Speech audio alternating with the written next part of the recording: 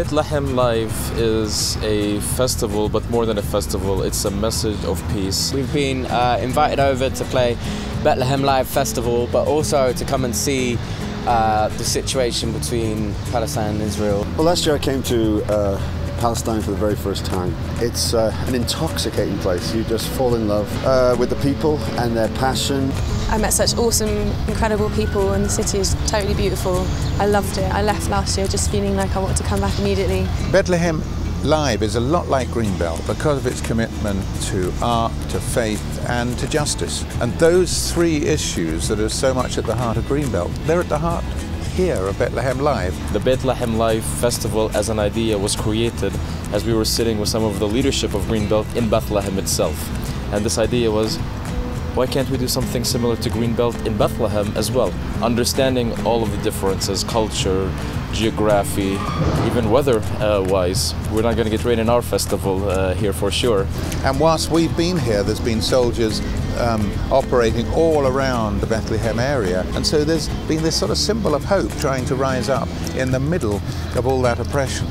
There is a natural link between Greenbelt and any place that is trying to bring people together for a common good, to celebrate life, and in some ways to embrace the struggles of our lives. It's just a different atmosphere and environment for a festival here. It's in Star Street, Manger Square, in the heart of historical Bethlehem.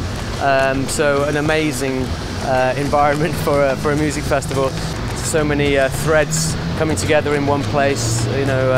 Culturally, politically, spiritually. And socially, it's an amazing experience. And in this, there is more commonalities because we have been very lucky to have some of the Greenbelt bands and singers play in Bet Lahem Live and just bring that same spirit and that same joy to the local community.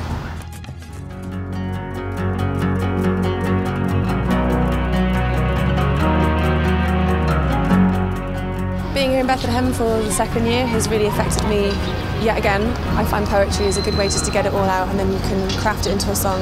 The hope here is, as overwhelming as the extreme lives that they have to live. So this has had a really nice impact on writing kind of more conscious songs rather than just songs in general. I've wanted to do songwriting here, and actually I just sort of haven't had time because there's been so much to experience and take in.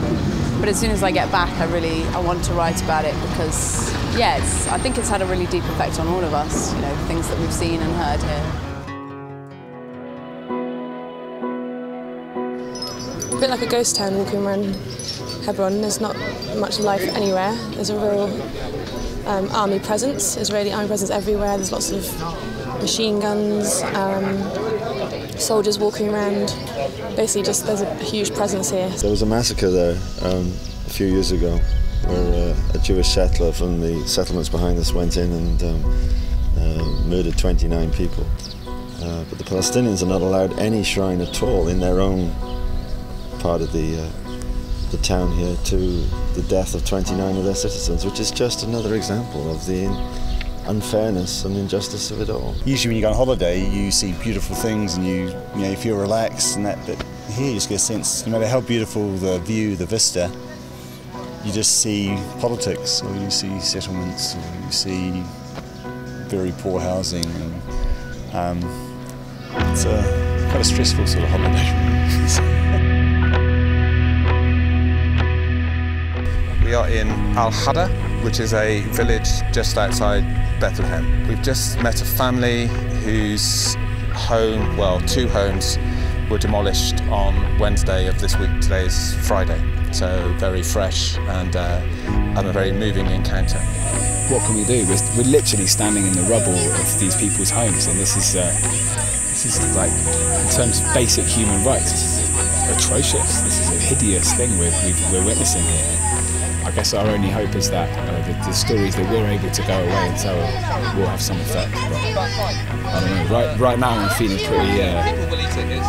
pretty powerless, pretty hopeless, and pretty disgusted. I guess.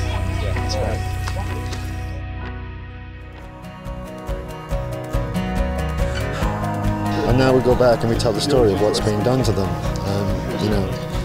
and hopefully somewhere down the line life can change for these beautiful, beautiful people. Because that's what the people here have asked us to do, is to tell their stories and make it known to the world. And this has been against the backdrop of some really tragic events up and down the West Bank.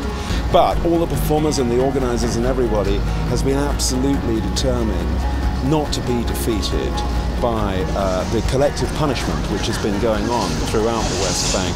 And so each night we come back to the main stage and the other stages of the festival to celebrate, and it's been an incredible privilege to be part of that. In the midst of the oppression of these people, they are still fully alive, and that festival up there celebrates that fact and shows the world that that love wins. Love wins. Bet Lahem Live's future is to grow. This is the second year we've done this, and we have been amazed by the response locally and internationally to the message that we have. It's not just about visiting the historic sites, it's not just about seeing the political reality, it's also about celebrating life with the people of this land.